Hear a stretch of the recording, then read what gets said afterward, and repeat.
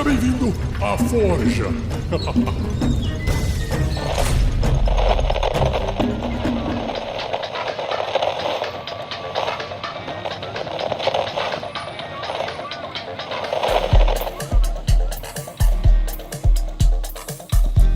Beleza, pessoal, quem tá falando aqui é o Eduardo Spor, sou escritor, nerd, né, RPGista também, logicamente, autor do livro Batalha do Apocalipse, da série Filhos do Éden, da trilogia Santo Guerreiro, né, que se passa na Roma Antiga, e hoje eu vou falar uma história de RPG histórico aí, de uma história que rolou durante uma campanha nossa, na verdade durante um jogo nosso, Dungeons and Dragons, mas que se passou na Roma Antiga, porque é diferente, né, da galera jogar Dungeons and Dragons, que geralmente tem um cenário medieval, então eu vou fazer um pouco diferente aqui, eu vou mudar o cenário, vou falar um pouco das nossas aventuras na Roma Antiga.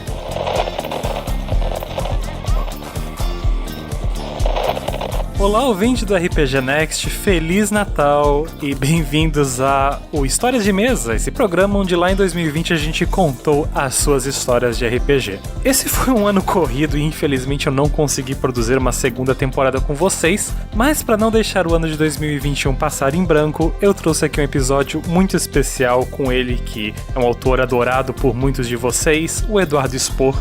Então não tem muito que enrolar, pessoal, vamos tentar descobrir um jeito de um dia trazer esse programa de volta. Para esse ano demos uma ali de Dr. Who e só temos esse episódio especial aqui, como forma de também convidar vocês a escutarem os programas do ano passado.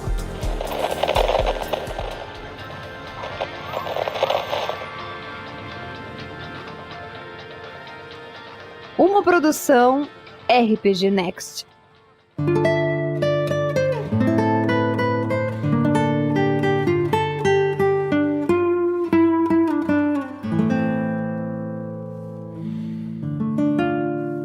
É interessante que quando você mestra realmente um cenário histórico, você tem que fazer várias modificações ali, mas pro mestre que gosta de regra, que gosta disso, é até legal, né? Você poder incluir, ou na verdade excluir classes, né? E usar a magia de uma forma diferente e tal. Então eu fiz isso nesse jogo, na verdade. Foi um one shot, né? Que a gente jogou e teve um casal de amigos meus. Alguns devem conhecer o 3D, o Afonso 3D, eles me convidaram pro casamento deles, eu não pude ir, falei, para compensar eu vou mestrar para vocês aí um jogo, qual que vocês quiserem, vocês escolhem o cenário, vocês escolham o que vocês quiserem, a época, como é que vai ser o estilo do jogo e tal, e aí eles tinham acabado de voltar da Turquia, né, de Istambul, e aí ele comentou, seria legal também fazer alguma coisa dentro do período do livro que você está escrevendo, e eu na época estava escrevendo o Roma Invicta, né? O primeiro volume do Santo Guerreiro. Mas aí, o que aconteceu foi que eles tinham... a lua de mel deles foi, então, em Istambul, né? Que é uma das maiores cidades da Turquia. Istambul tem uma história muito longa e foi Constantinopla e foi Bizâncio, né? E por acaso aparece direto no livro. Eu estava estudando bastante sobre... Eu já fui a Istambul algumas vezes e estava estudando também para escrever. Então fechou as duas coisas. Então eu falei, vamos fazer então. É uma história que se passa em Bizâncio, né? Porque eles tinham acabado de voltar de Istambul. E mestrar nesse período romano, que também é o período que eu estou escrevendo. Então juntou, legal, tal. E fizemos um jogo que se passava todo dentro da cidade, muito maneiro. Como eles também tinham acabado de voltar da cidade, claro que isso tem 2000 anos, né? Mas assim, eles tinham uma noção ali de como é que era a cidade. Hoje em dia, em Istambul, você também visita muitos sítios históricos lá e tal. Então eles já tinham na cabeça aquilo ali. E aí beleza, peguei isso, né? Eu gosto muito de escrever o cenário, de escrever os locais e tal. Eu não lembro, talvez eu até tenha feito o mapa, mas eu não lembro se eu fiz. Não foi nada de relevante, foi algo que eu teria mostrado na hora. Mas não foi assim, um mapa para as pessoas, para os jogadores se guiarem pelo mapa, como acontece em diversas situações, que também é legal.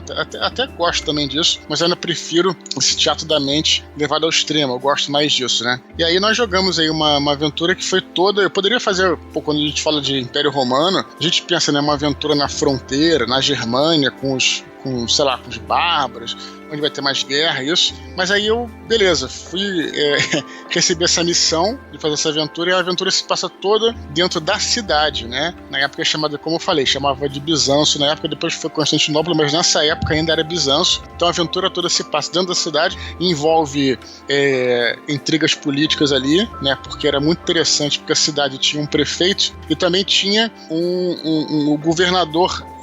Você tem as cidades e também tinha a província. Na província é como se fosse, digamos assim, um estado, e a cidade, né, como se fosse um município, vamos dizer assim. Então ali tinha o governador, que era enviado pelo próprio imperador, e tinha o prefeito da cidade. Eles tinham suas forças militares, né? Um tinha a guarda dele, municipal, o outro tinha o controle sobre o exército mesmo. Começou a ter ali uma intriga entre essas duas forças aí, e os personagens foram jogados no meio dessa intriga. É muito legal porque eu usei coisas que existia até naquela época, que é aqueles... lá foi o primeiro grande bazar do mundo, né? Então, se você entrar no bazar de Istambul hoje em dia, é uma cidadela, assim, sabe? Uma coisa... É um labirinto, literalmente um labirinto. Então, eu usei isso também na aventura, quer dizer, os caras se perdiam lá e realmente é um labirinto.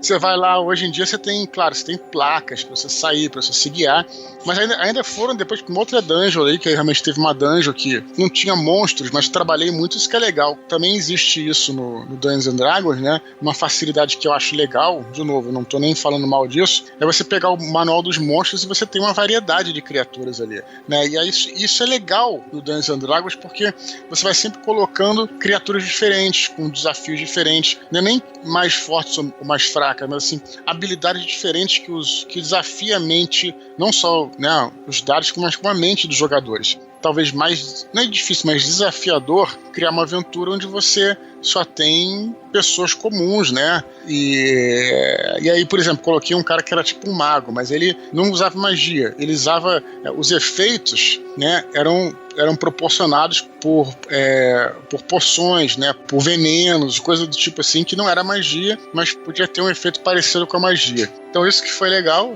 jogamos essa aventura, mas o mais interessante é que o final dela, também puxando por um aspecto do jogo, né, teve a batalha final, e os personagens saíram, né, em direção à casa lá do...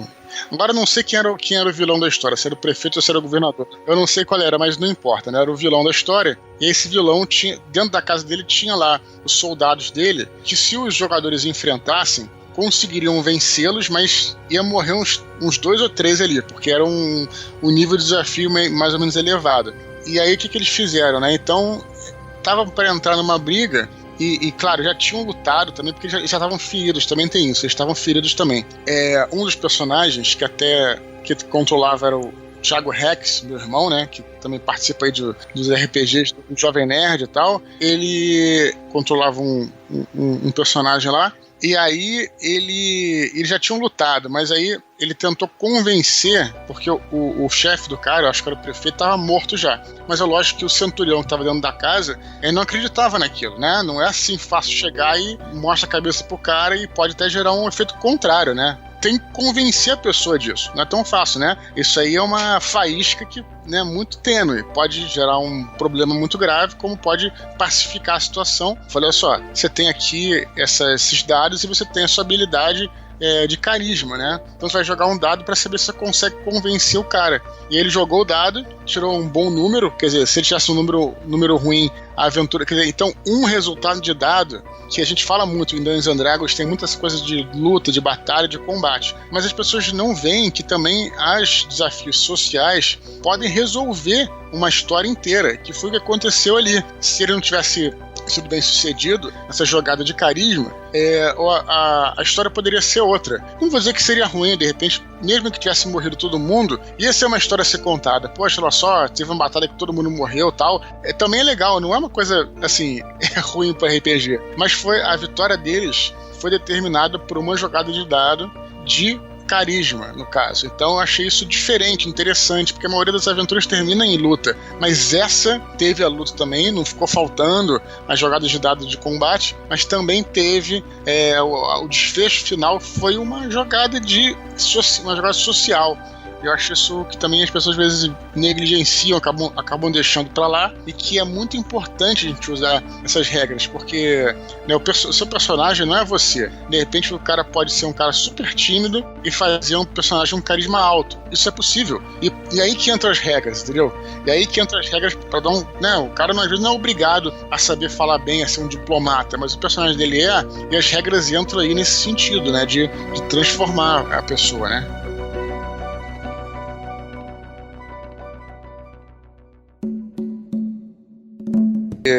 O Dungeons & Dragons eu não vou dizer que ele é um jogo de combate, porque eu já joguei Dungeons & Dragons durante anos, já joguei várias aventuras que sequer jogaram um dado de combate, então isso não necessariamente. Mas a proposta dele, né, vamos dizer assim, não é nem de regra, mas a proposta lúdica do Dungeons & Dragons é você ser um aventureiro, né? Um aventureiro que viaja, tipo assim, é uma coisa como se fosse um Senhor dos Anéis. E considerando que você é um aventureiro que viaja, que enfrenta missões e tal, é lógico que você vai enfrentar também, não só, mas fisicamente outros seres. Essa era a proposta.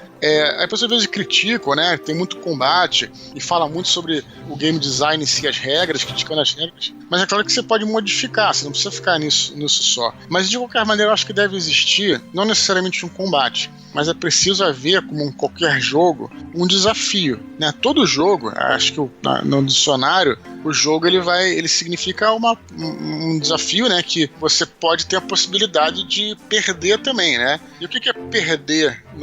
Você não está competindo no RPG com outro personagem, mas você pode, e nem necessariamente é você morrer com esse personagem, mas, enfim, perder não ser bem sucedido naquele desafio. Agora, o desafio tem que existir, assim como qualquer história. Agora, não precisa ser de combate. O vampiro, a proposta dele nem era, né? É até engraçado essa crítica, porque na realidade, a proposta do vampiro era ser um jogo de horror pessoal. Em vez de você perder pontos de vida, você perderia a humanidade. Essa que era a grande coisa do vampiro. Só que acabou virando muito a coisa do combate.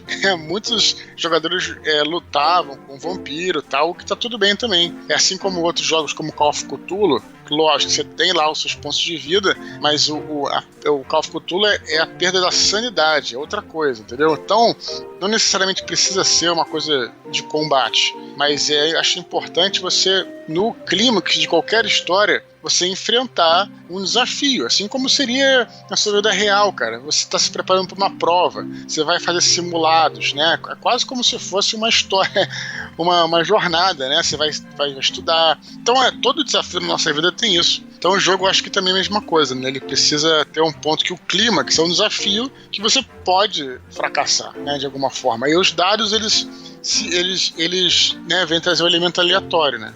Pô, cara, olha só, tem uma história bem interessante nesse sentido, que eu mestrava também um jogo de terceira edição, uma longa campanha, e eu tinha a campanha toda planejada, o que ia acontecer, cara, bem maneiro assim a ideia, eram dois reinos rivais e tal, e os personagens estavam no centro, eram os aventureiros que iam ajudar a salvar esse reino, vamos dizer assim, o reino dos cavaleiros, o reino bom e tal. Mas acontece que eles fizeram uma besteira lá e foram presos, numa outra coisa, numa outra história, foram presos, invadiram uma torre, foram presos, ficaram 2-3 anos presos lá na Floresta dos Elfos, e quando eles saíram, o reino maligno tinha dominado, o que era normal, né? Eu não podia parar a história. As tropas estavam em movimento. E aí, quando eles saíram, isso gerou tanta coisa legal, cara. Os caras voltaram pro reino deles lá e tiveram que sair correndo com o rabo entre as pernas, porque estava tudo dominado, sabe?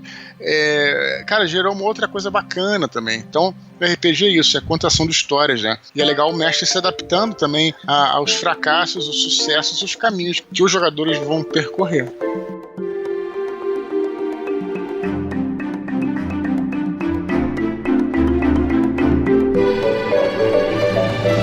Seja você também um guerreiro ou uma guerreira do bem.